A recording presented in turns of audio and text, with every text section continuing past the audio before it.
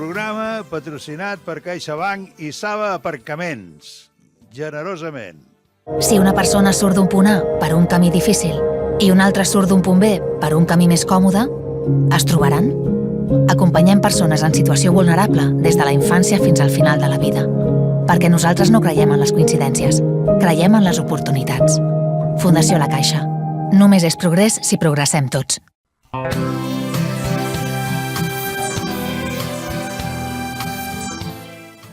Buenos días, Domingo. Como siempre estamos aquí, siempre con gente de primerísima fila y primerísima calidad literaria.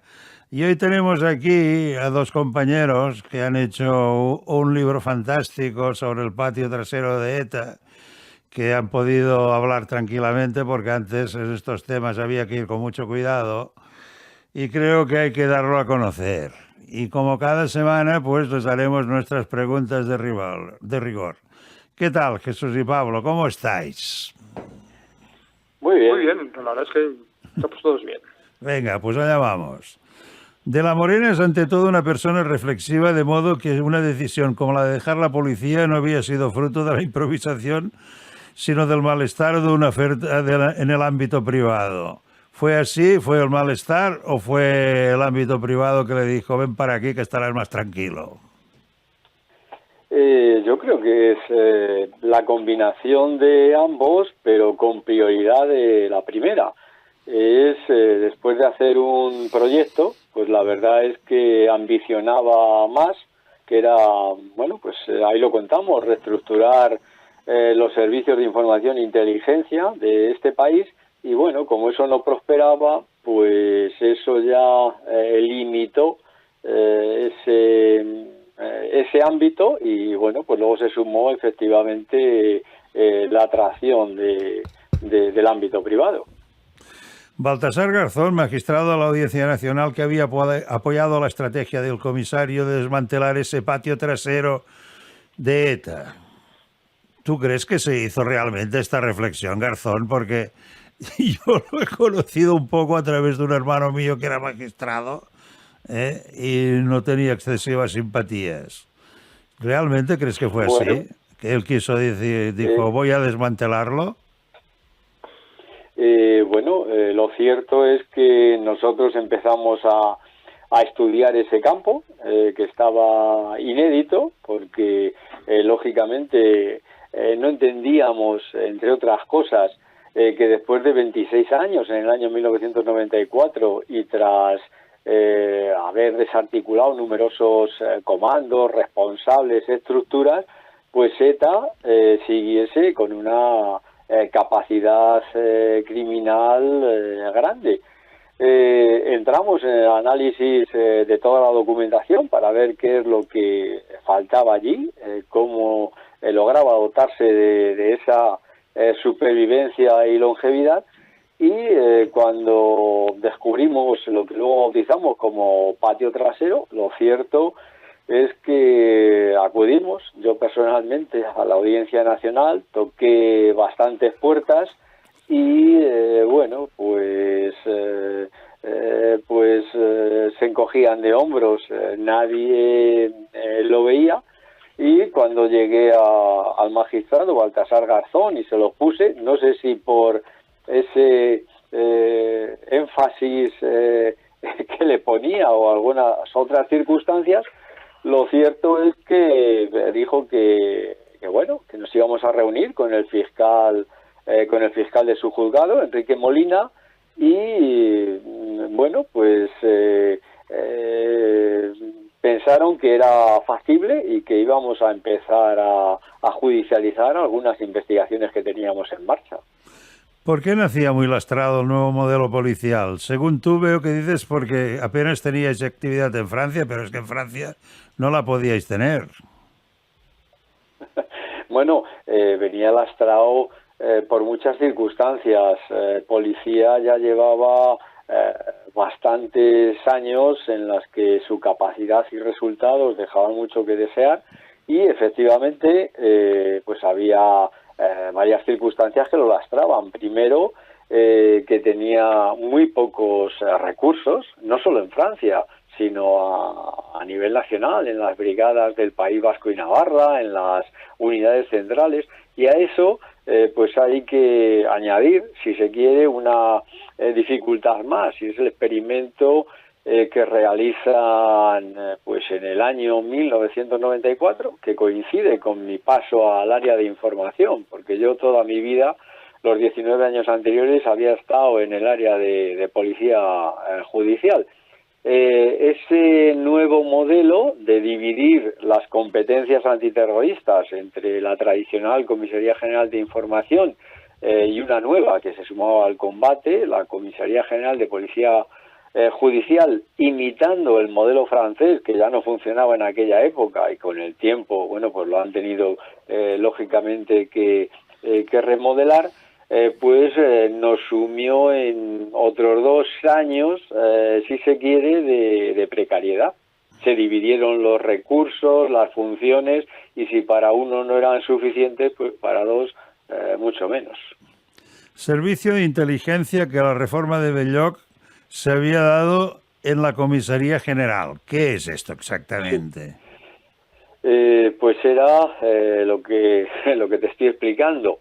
Se pretendía que la Comisaría General de Información se dedicase a elaborar inteligencia e información, pero la operatividad, es decir, las detenciones, la investigación de un servicio sobre el terreno, se llevase a cabo por parte de otra organización, de la Comisaría General de Policía Judicial, que lógicamente, bueno, pues no estaba versada en esos temas.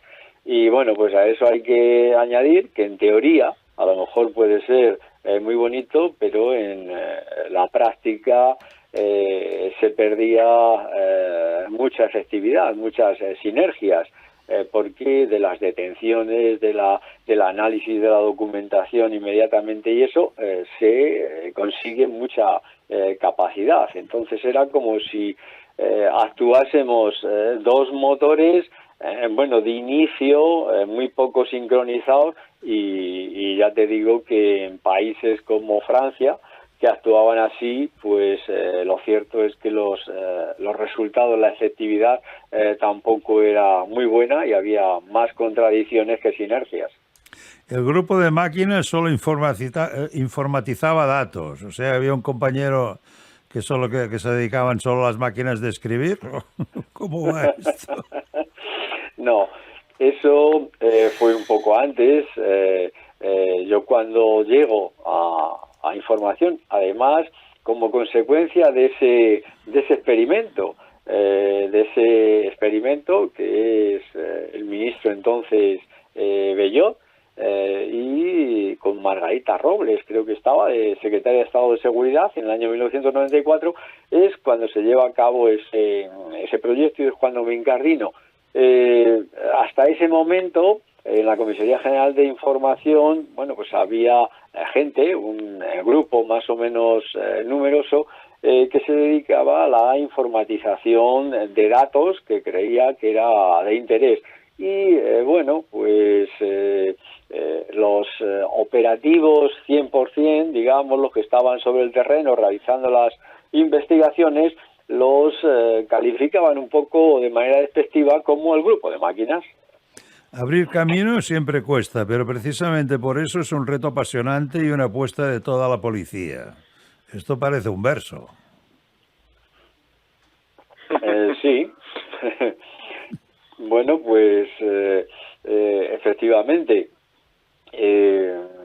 yo tras estar 2 años, entre 1994 y 1996, desarrollando una nueva unidad de análisis, pomposamente llamada de inteligencia, pues empezamos a hacer una serie de reflexiones, visualizar ese patio trasero.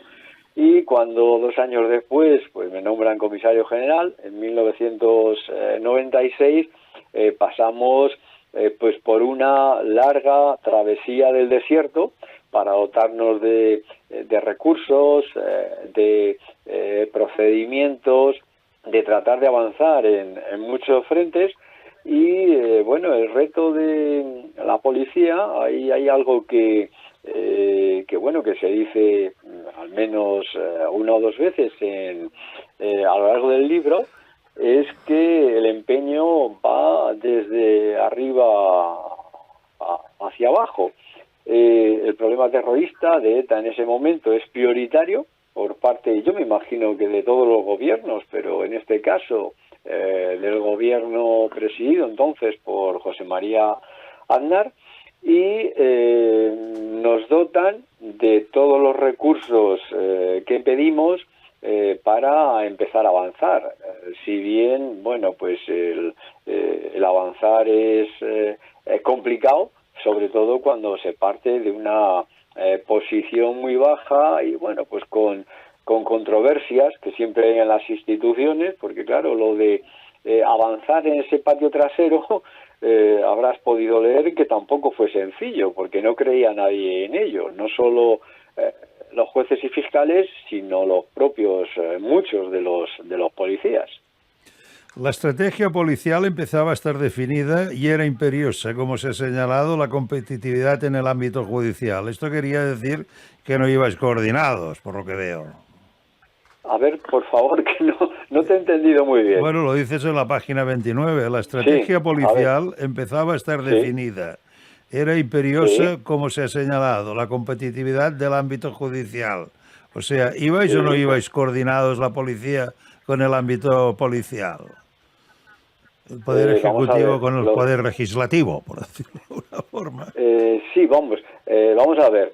Lo de la coordinación es una palabra muy bonita, que bueno, que verás en cualquier manifestación de índole, yo qué sé, político, judicial y policial. Pero plasmarlo, hacerla efectiva es bastante complicado. Tanto desde el punto de vista policial como judicial, como entre servicios. El Partido Socialista Revolucionario Popular, fundado en julio del 77, que nunca pidió ser legalizado y al que se le consideraba el brazo político de ETA, ¿por qué no pidió ser legalizado? Así como los de Batasuna estuvieron siempre legalizados, ¿se sabe por qué estos no lo quisieron hacer? Sí, vamos a ver, la estrategia de toda la macroestructura etarra, es decir, ETA y todas sus organizaciones satélites, se dividían y repartían el juego en base a una serie de organizaciones que decían, vamos a ver, el Frente Militar, ETA stricto sensu, es ilegal. El Frente de Masas, que es lo que dominaba Hassi, alegal. Se sacaban ese término de la chistera, ¿no? Porque estaban más seguros. Y luego, pues, su frente institucional, político, como era Herri Batasuna, era legal. Entonces combinaban esos tres frentes. Un inspector destinado en Bilbao al que, según dijeron, le gustan los papeles políticos. Explica esto. Bueno, eso es cuando estoy desarrollando esa unidad de análisis de inteligencia en el año 94 y bueno, pues empezamos yo y unos poquitos más a hacernos preguntas, cómo era posible esa supervivencia de ETA, y yo en particular, que venía del ámbito de policía judicial, del crimen organizado, pues claro, yo decía, bueno, aparte de que estos todo el tiempo en sus documentos vanguardia armada, y yo me preguntaba, bueno, ¿y la retaguardia? ¿Quién es la retaguardia? Y llevando un poco la comparativa a ese crimen organizado, esa organización criminal con mayúscula, me preguntaba, bueno, aquí dónde están las estructuras de apoyo, de regeneración, de cofinanciación.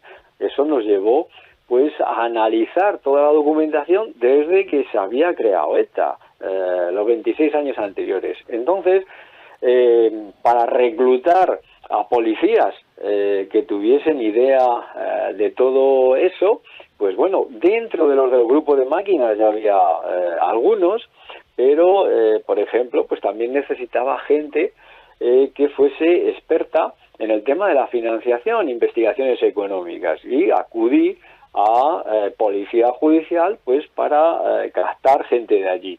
Y también pues quería a alguien que entendiese de todas esas relaciones entre ETA y el resto de organizaciones, ese ámbito de masas y político. Y al preguntar, pues bueno, pues me dijeron que había un policía, un funcionario por Bilbao, que le gustaba leer esos papeles, o sea, se le daba cero importancia, ¿no? Porque eso estaba alejado de la prioridad que era la detención de los responsables de los comandos, de los asesinatos, lógicamente. Y entonces, pues me dijeron que efectivamente que había un policía que se va a convertir en el adalid de la investigación de ese patio trasero, y que bueno, pues lo hacía venir desde Bilbao todos los lunes para que me contase lo que sabía, y allí con una pizarrita unos cuantos pues íbamos trazando líneas y llegando a una serie de conclusiones. Impuesto revolucionario, en realidad una extorsión al más puro estilo mafioso, pero además era imprescindible saber de dónde sacaban el dinero el resto de los grupos que dependían de ella. ¿Se lo daban ellos Sí. o cómo iba esto? No se ha averiguado. Sí, eso evoluciona. Y te tienes que leer muy bien el libro que aparece.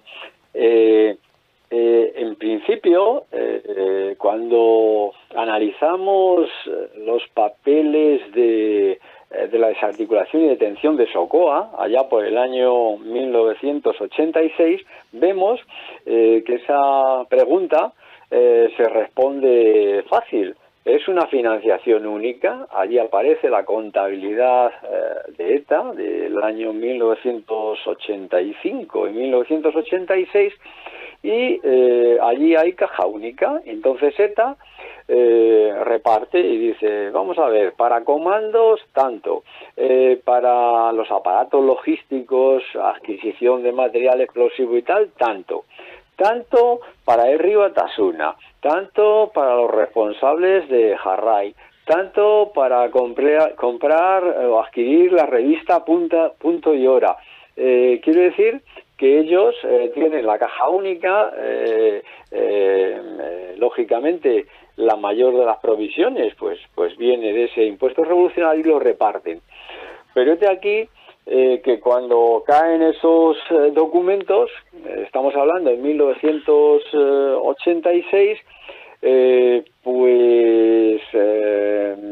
surgen el temor, la precaución de que policía y los jueces, pues en base a ello, actúen contra esas otras organizaciones, algo que no sucede. Bueno, pues habría que buscar las causas. Se me ocurren algunas, pero ahora mismo no estamos en eso, ¿no?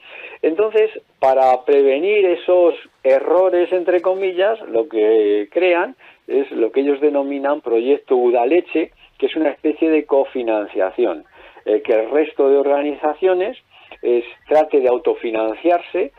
Si no les llega, ETA les va a proveer de más, pero todo eso bajo la dirección de ETA. Proyecto Udaleche supone, traducido, es diputación, de la que forman parte todos esos organismos, pero el alcalde sigue siendo ETA, el que revisa las cuentas y da las instrucciones últimas, y eso pues es ETA. La UCI veía CAS como una especie de casa común de los grupos de apoyo. ¿Por qué nació? No lo acabo de entender. Yo lo de CAS no lo he entendido nunca.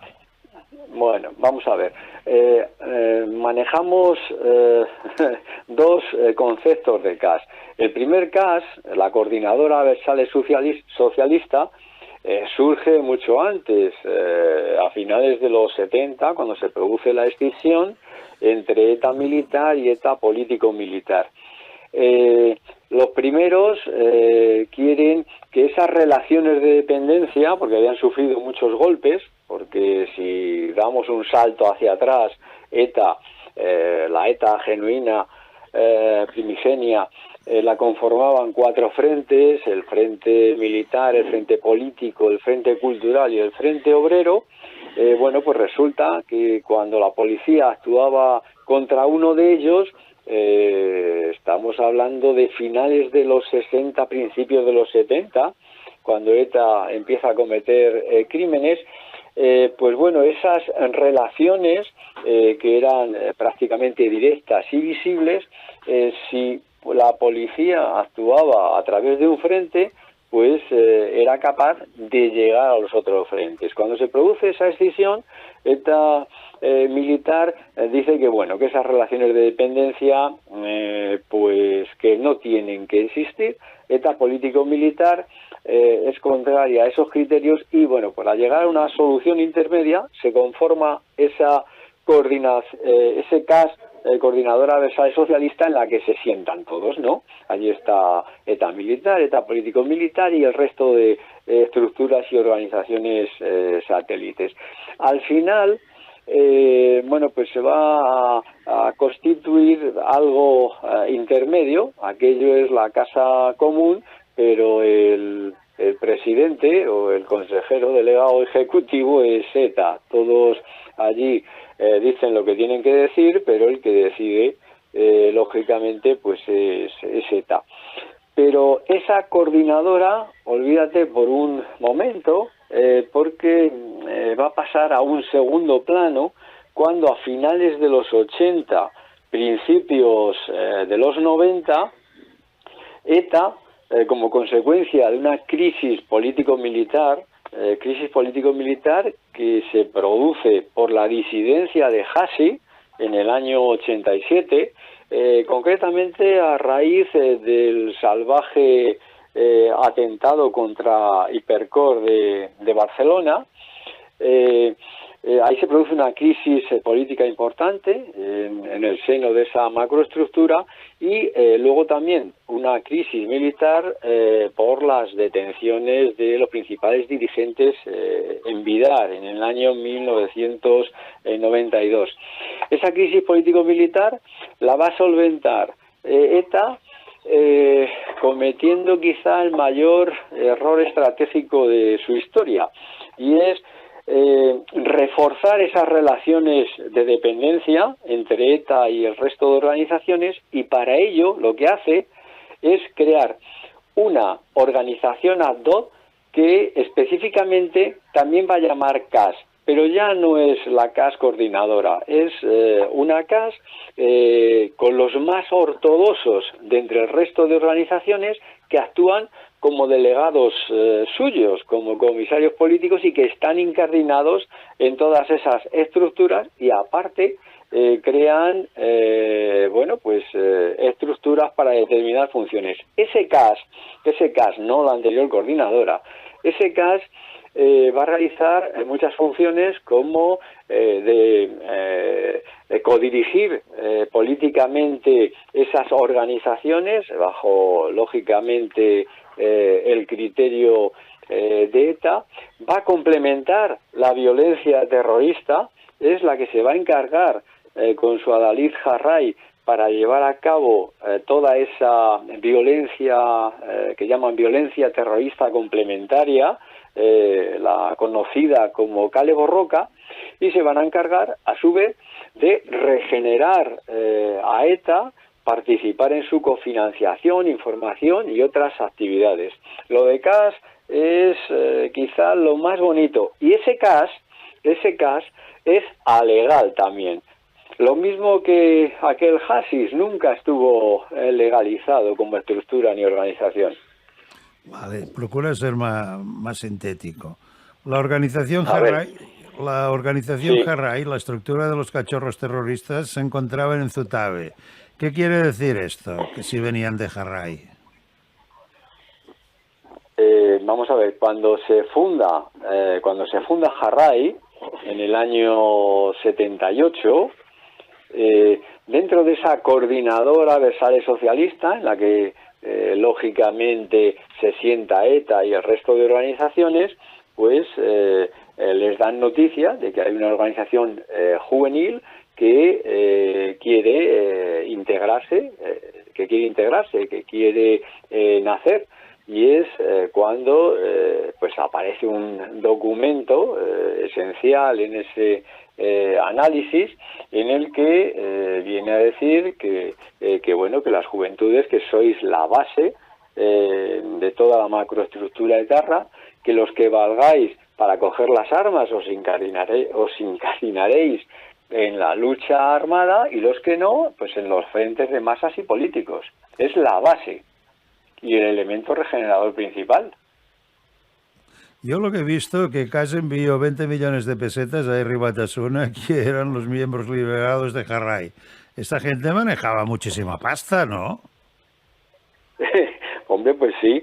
La verdad es que vía impuesto revolucionario había mucho dinero, y luego cuando se autofinancian pues entran otras organizaciones que lógicamente van a aportar dinero, como puede ser AEK, que era el sistema de alfabetización del euskera, que recibió unas subvenciones tremendas, o vía Ricotabernas. O sea, bueno, no es que estuviesen con una economía súper bollante, pero desde luego no pasaban necesidades. De la Morena, lo que yo necesito es detener a los de las pistolas. Eso es un poco, bueno, hasta ese momento, lógicamente, las fuerzas y cuerpos de seguridad del Estado y el CNI, su objetivo prioritario era detener, lógicamente, a los responsables de los comandos, los que llevaban a cabo los asesinatos. Y, bueno, pues cuando estábamos explorando ese patio trasero, que era como un motor complementario, pues claro, cuando al responsable le llega al agua al cuello, porque yo también lo sentí en mis primeros años, de que bueno, que necesitabas actuar contra la vanguardia, contra los pistoleros y contra esa retaguardia. Una de las primeras cuestiones que transmitió el ministro Jaime Mayor Oreja a De la Morena fue la necesidad de acabar con las filtraciones a los medios de comunicación. Tan burros eran, yo no lo creo, tú. ¿De dónde salían? Bueno, esa parte, si queréis, la contesto yo. Las filtraciones siempre ha habido, ¿eh? Y siempre las filtraciones, probablemente muchas veces, el 90% de las veces, salen de quien las denuncia. Eso digo para que la gente se pueda hacer una idea con esa respuesta. No, porque es que me parece muy peligroso que se filtraran según qué historias a la prensa en aquellos tiempos. Porque no les costaba nada firmar una sentencia de muerte a estos tíos, tú. Por eso lo digo, No es por ese lado. Yo creo que el tema va pues en cuanto a investigaciones ya culminadas. Es decir, que se filtrasen determinados datos que iban a perjudicar pues la investigación judicial, etcétera. O sea, no en el transcurso de la investigación, que eso a los investigadores, cuando había alguna pequeña filtración, nos ponía de los nervios. Bueno, policías de segunda línea, la verdad, yo no sabía que había, como no fueran los números de los uniformados. Esto de los policías de segunda línea no lo pillo yo.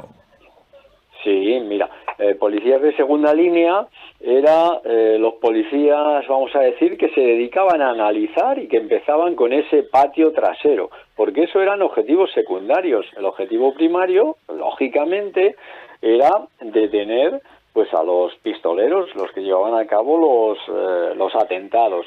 Entonces, bueno, pues el investigador que estaba en esas labores desde hace mucho tiempo, pues al resto, a los analistas, pero vamos, eso ha sido siempre así, se les veía, pues bueno, pues como de segunda categoría. Los baños de realidad tienen la ventaja de que dejan en evidencia las excusas, las medias verdades y las mentiras de burra. No te cortas un pelo, ni tú ni ninguno de los dos. Bueno, cuando ahí nos referimos en el libro a la que era necesaria coordinación también dentro de la propia Comisaría General de Información, dentro de todas las personas que estaban en información. Había gente que era muy celosa de sus propias investigaciones y no las compartía sin darse cuenta de que sus datos podían alimentar otras investigaciones y a la vez recibir otros datos que alimentasen las suyas. A eso nos referimos, que cuando estaban en una situación la policía muy delicada en cuanto a operatividad en la lucha contra el terrorismo, no tenía ningún sentido que alguien se pudiese comportar así, y de hecho el cambio de cultura que hubo en la Comisaría General de Información fue ese, que era una Comisaría General de Información integral en la que todo el mundo aportaba y cuando dabas información se procesaba y luego te beneficiabas también de los resultados de todo ese proceso. Intrusos en la lucha antiterrorista, ¿a qué estamos jugando? Porque vamos, esto me parece grave, ¿eh? Bueno, pero volvemos a lo mismo. Los intrusos era que había gente que podía ver a estas nuevas personas que habían estado en otros ámbitos de la investigación policial, que no era el terrorismo, pues los podían ver como intrusos entre comillas, como es natural. Pero bueno, es que se estaba produciendo un cambio de cultura en la forma de trabajar el terrorismo en la policía, que era lo que producía esas pequeñas resistencias que son normales cuando hay estos cambios, pero que luego posteriormente todo el mundo decidió tirar a bloque, y la verdad es que los resultados en la lucha contra ETA de la policía pues fueron espectaculares. Policía dentro... Vale. Perdona, no, por resumir un poco, complementar eso, a lo que se refería Pablo, bueno, pues dentro de ese cambio estructural y funcional, pues hay varios factores. El primero, suprimir las barreras territoriales, que no era un moco de pavo. Es decir, la Comisaría General se entendía hasta ese momento como los órganos centrales, pero ahí estaban los órganos periféricos, las brigadas provinciales con muchísimo peso, asentadas en el País Vasco y Navarra, en primera línea de la lucha contra terrorista, que bueno, que eran otra cosa. Entonces, a partir de ese momento ya éramos todos lo mismo y íbamos de arriba abajo y en paralelo.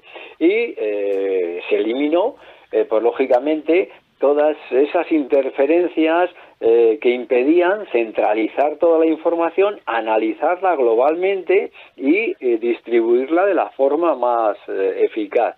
Y paralelamente, pues con los diferentes responsables se conformó pues un equipo que bebía de esos objetivos. Policía dentro de la policía. Se me hace raro, como no fueran los servicios secretos, ¿cuáles serían? No, cuando la expresión esa se refiere a que la Comisaría General de Información acaba configurada como una policía dentro de la propia policía.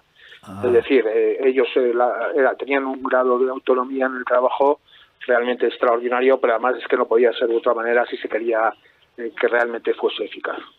Y luego, volviendo a lo de antes, que lo decís en la página 63, la desconfianza reinaba entre los distintos servicios de información e inteligencia, lo que sin duda era un lastre en la lucha contra ETA. Pero esto ha sido siempre y en todos los países, ¿eh? No somos los españoles los que inauguramos. No, yo la verdad es que conozco muchos servicios y países, pues bueno, pues como consecuencia de mi actividad, y en todos los países cuecen habas. ¿Lo ves? No me equivocaba, ¿no? Sí, pero lo que se trata es de conseguir que cuezan menos habas, de que todos sumemos más sinergias. Kale Borroka se había convertido en una pesadilla para los ciudadanos del País Vasco y todo el trabajo necesario para recuperar a los etarras de México. ¿Pero qué querías hacer venir? ¿Que volvieran de México? A ver, explícame esto, tú. Eso quiere decir, vamos a ver, la regeneración se producía en gran medida a través... ¿Sí? Sí, te escucho, te estamos escuchando. Es que oí algo por ahí. Se producía, lógicamente, a través del salto de muchos responsables de Kale Borroka, que nutrían los respectivos comandos. En un momento dado, en un momento dado nosotros empezamos también a actuar contra un gran colectivo de etarras huidos en México, en Venezuela. Y a la postre, tiempo después, cuando ETA necesita de más recursos, algunos de aquellos se van a reincorporar tras años de descanso y de retiro a las nuevas estructuras, particularmente al área de logística. Se había producido un nuevo fenómeno, el desarrollo de la expansión de la violencia terrorista en el suelo francés, algo inédito en el país, y Parretarrac y ETA a ambos lados de la frontera. Aunque el primero no tuvo mucho éxito, ¿verdad? Y Parretarrac me parece que se quedó muy en agua de borrajas, por decirlo de alguna manera. Bueno, no tuvo mucho éxito porque les afectaba a los franceses. Hombre, pues por ahí va el tiro. Y ese es un elemento importante junto a otros para que la colaboración francesa, que hasta mitad de los 80 pues brillaba por su ausencia, se fuese incrementando. Es un libro muy bien documentado, creo que sobre los desertores de final de ETA, que nos explica cómo fue en realidad el final de la organización, muy bien escrito y sin ofender a nadie, leer El patio trasero de ETA de Jesús de la Morena y Pablo Muñoz, Ediciones Almuzara. És fantàstico. Si una persona surt d'un punt A per un camí difícil i una altra surt d'un punt B per un camí més còmode, es trobaran? Acompanyem persones en situació vulnerable des de la infància fins al final de la vida. Perquè nosaltres no creiem en les coincidències, creiem en les oportunitats. Fundació La Caixa. Només és progrés si progressem tots.